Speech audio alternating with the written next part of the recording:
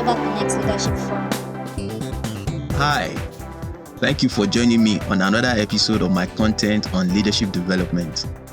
Today I'll be speaking about a topic that is also a bit advanced in leadership development, and that is the concept of brainstorming. Brainstorming is also a bit advanced in leadership development because it usually involves decision making at the top management level. It is one of the decision-making process that helps organizations in producing great products, new ideas, diversify into businesses, come up with new brands, establish new branches, and solve as many problems as possible. Brainstorming has been on for several years, and several organizations have taken advantage of their awareness of this concept to move faster, to scale higher, to achieve great products, and several other concepts or businesses over the years. Brainstorming has been said to be a popular management technique which managers over the years have employed in order for them to navigate through the business world to enhance their competitiveness with other competitors. It's not a new concept at all, but it's just that only those people who understand how it works have been able to take advantage of it to scale higher, to achieve greater success in their leadership careers. The word brainstorming was first used or was first promoted by a man called Alex Osborne, who at the time in the early 1940s was an American advertising executive. He defined brainstorming as a conference technique by which a group attempts to find a solution for a specific problem by gathering all the ideas spontaneously thought of by its members. The key word here is spontaneously, which means the ideas that comes to mind to its members without necessarily giving it too much time to process. So when there's a problem and there's need for a solution, it is important to give room for people's spontaneous ideas. In order to assemble these ideas, that's why the concept of brainstorming comes into play. Brainstorming has helped several organizations to achieve great feats in establishing branches, starting a new product, even shutting down branches. Some of the great decision-making process in corporate organization has been through the outcome of a brainstorming session. One major example about how beneficial brainstorming can be is the mouse that we use on our system. The popular mouse that we use on our system today to navigate the system, to open files, to copy, to cut, to paste, was actually also a product that was popularized through a brainstorming session. Today we all use mouse on our system, and over the years several mouse have been produced. The mouse technology has even gone from being the cord mouse to the cordless mouse. What a great idea. This came through brainstorming. So brainstorming has a lot of benefits. It comes with a lot of opportunities. Leaders who know how to use this concept have produced great ideas over the years. And what happens in return? The organization generates a lot of profit. So brainstorming is very important in leadership development. What are the importance of brainstorming? The first importance of brainstorming is that it promotes team spirit. It promotes team spirit within an organization because all the members of the organization will feel that sense of belonging, that they are part of whatever the brainstorming session comes up with. They feel that sense of belonging, that they are part of it. The second importance of brainstorming is that burden of solving problem is shared. It's not carried by the leader alone. The leader who knows how to use this brainstorming concept will be able to ensure that the burden of solving problem in the organization is shared among members. The team that are brainstorming takes up whatever the problem is as their own. So they see themselves having a responsibility in ensuring that the problem goes away or that a solution is developed that will help in solving the problem.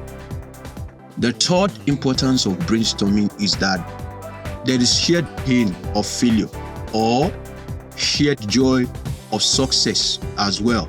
So which means if the product succeeds, everybody rejoices together. Nobody takes the glory. The glory is shared among everybody, even including the leader. The leader can't take glory for the success of the product. The success of the product becomes the joy of everyone who participated in the brainstorming section to come up with a solution or to come up with an idea. And on the other hand, if it fails, while the leader might take the bulk of the blame because he's the head of the organization, the team members will also share in the pain because they will know that he actually gave them a chance to come up with a solution. Unfortunately, it didn't work out. So there will be shared pain, empathy among team members to know that this failure is not for the leader alone. It is for everyone. So if there will be a way forward, it will still have to come from the entire team, or a new idea has to come up to solve the problem. But one thing is certain, the pain of failure will be shared among all the team members who were involved in the brainstorming session. The fourth importance is that it gives a room to generate a bank of ideas. While people come up with different ideas during the brainstorming session, the beauty of brainstorming is that you will have several ideas at your disposal, which is useful.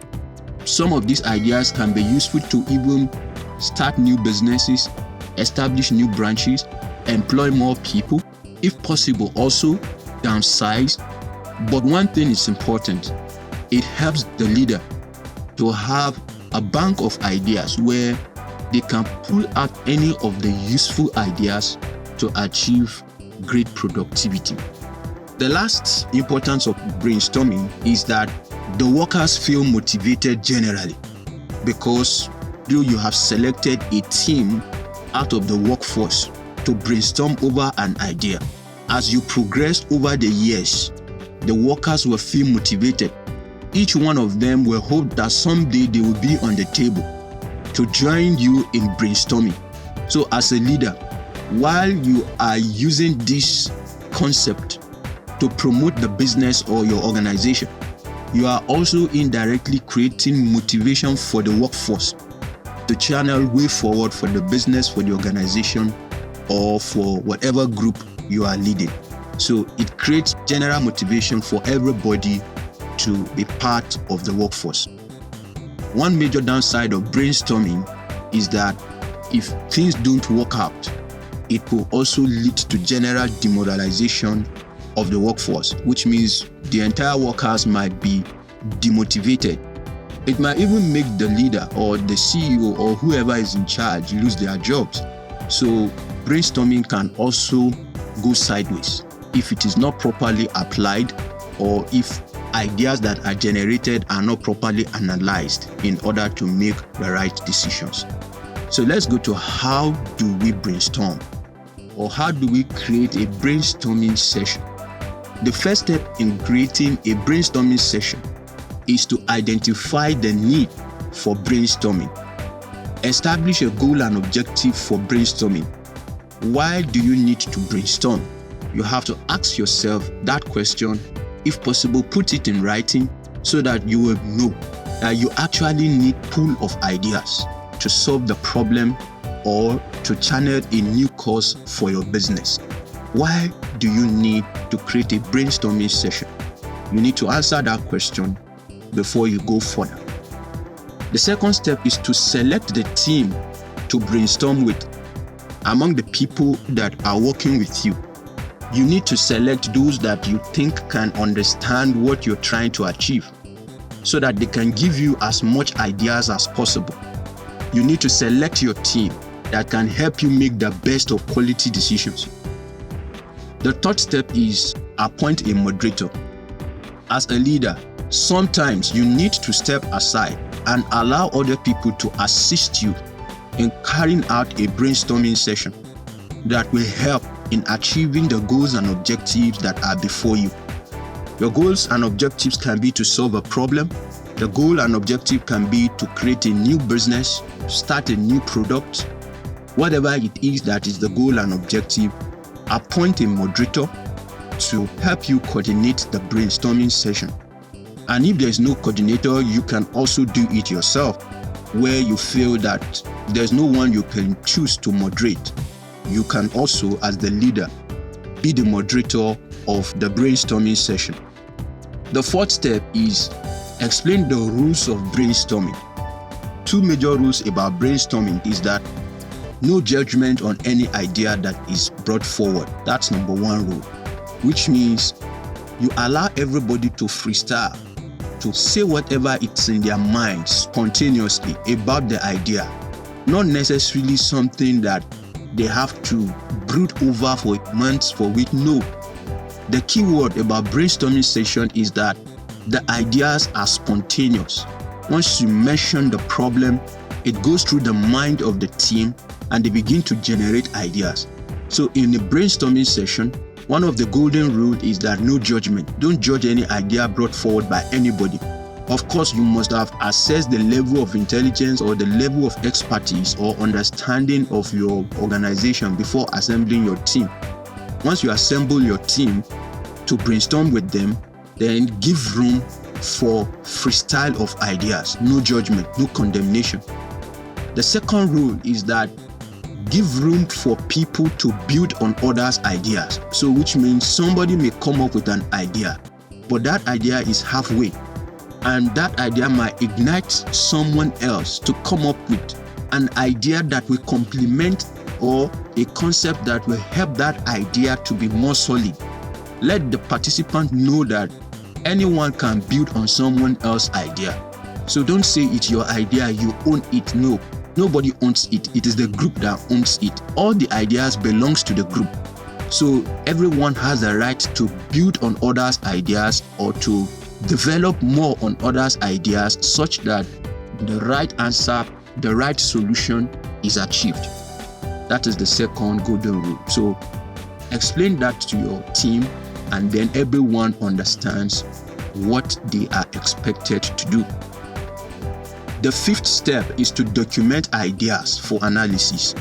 Ensure that whatever they say is being captured. Don't just watch people throw up ideas.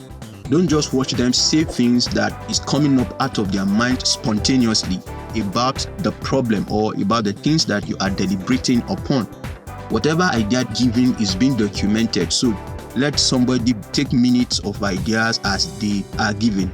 Who is saying what or who is building on whose ideas. Let all of that be documented.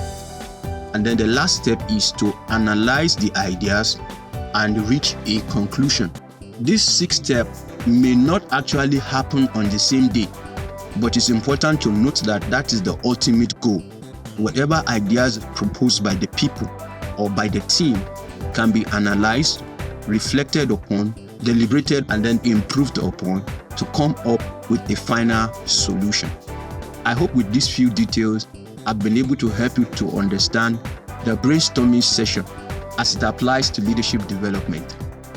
You can share the link to your friends, to other colleagues, so that they understand what leadership is all about.